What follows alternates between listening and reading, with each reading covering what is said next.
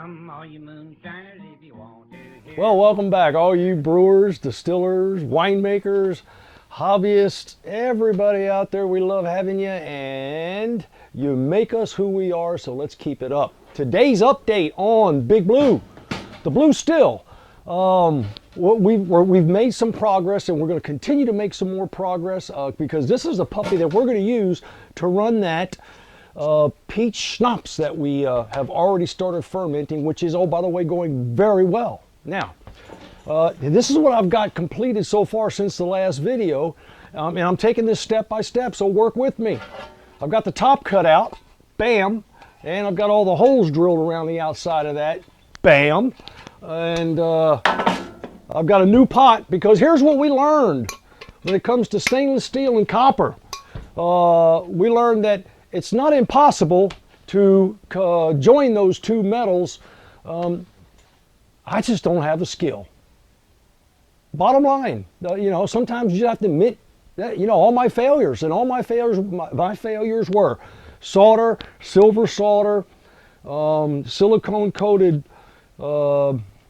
brazing rod, brazing, MIG welding. I even screwed that one up because I burned a hole in the pot. But TIG welding, TIG takes a whole lot of practice and a whole lot of skill, and I'm not there yet, but I'm working at it.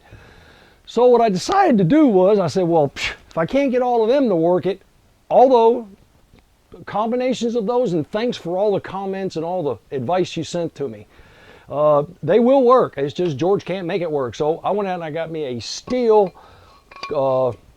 compression fitting. And this is going to be great. I should have done this at first, but that would have been too easy. And I've got that copper pipe, and I've got, you remember that, oh gosh, it's just that a joint on the end of it. And believe it or not, that fits perfect inside there. So we're going to tighten that up. That'll be sealed. This will go on top of the blue lid, and you'll see that shortly. I poured another silicone flap gasket that I'll place on there, screw this down, and then screw this down, and then I'll cut the silicone out that I don't need, which will create a seal.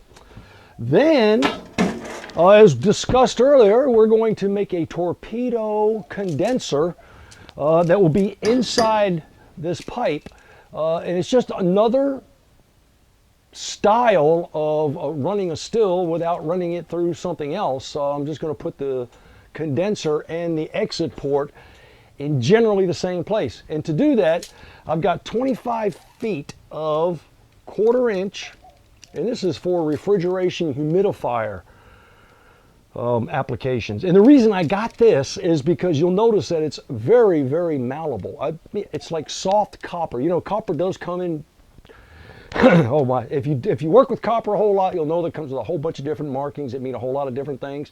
Bottom line is, some is soft and some is real stiff. And if you get that stiff stuff and you're trying to roll it or maneuver it, it'll kink. This stuff is really, really easy to work with. So we're going to do that, and I'll take you through that one, through the magic of video, step by step. It'll be quick. And of course, I've got all these stainless steel screws and bolts, because I'm using stainless steel to attach this to that. And by golly, we're just about there. And oh, by the way, thanks for all of the comments. Thanks for all of the advice. We were on vacation last week, went to New Orleans, and if you've never been there, my God, you got to go. That's enough said about that. I had a wonderful time. So now that I'm taking vacation a little bit more often, hell, I may wind up in a city near you. You never know. All right, we'll be back shortly, and I'll have this rascal a little bit further down the road. Ooh, yeah, this only took me, I don't know, maybe an extra 10 minutes or so, but you see that? That is it. We have made some progress. Now, I've got this stainless steel pot attached to this lid, and you can see my silicone gasket, and I already cut it out so it fits properly. And I got, what's that, 3, 6, about 9 or so stainless steel screws going around the outside to hold that puppy down there. And there's my port. Now, one thing I didn't explain to you, let me grab it. Since I'm such a fan of PIDs because precise control is always in your best interest. So therefore, I use a PID for just about anything when it comes to distilling.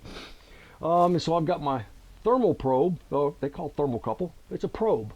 This is a K-type because it's only got two connectors, a blue and a red, positive, negative. And on the back here, I've drilled a small hole. And what I'm going to do is I'm going to insert this into that hole. And then on the other side, I will put a stainless steel washer and a stainless steel nut.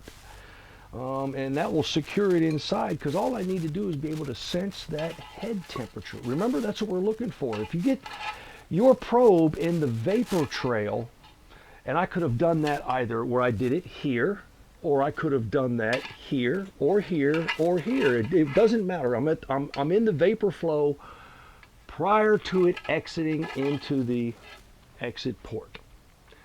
So, and that's where I want to track my temperature, so that I make sure I've got proper separation, and we're well on our way. So let me make another attachment to this, and we'll be back. I'll show you what that looks like. Awful proud of this.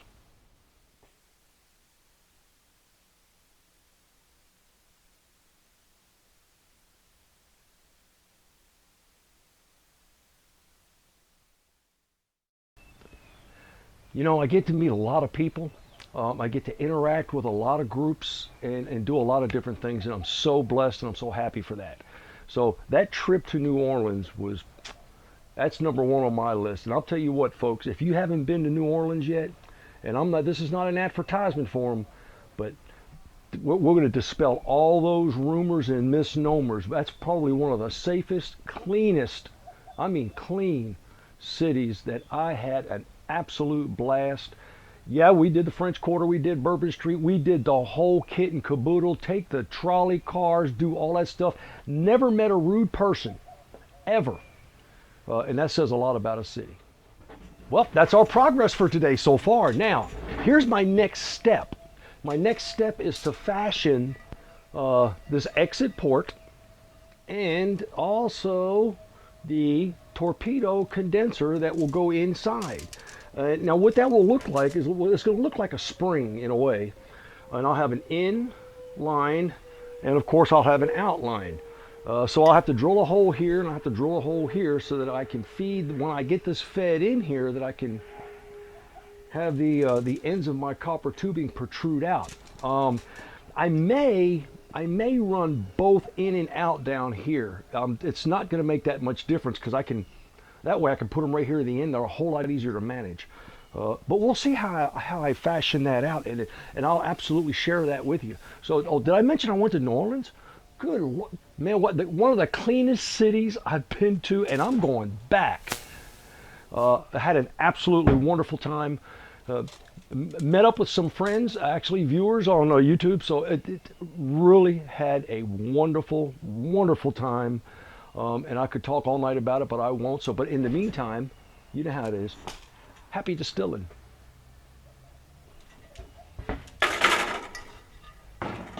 So until next time, happy distilling.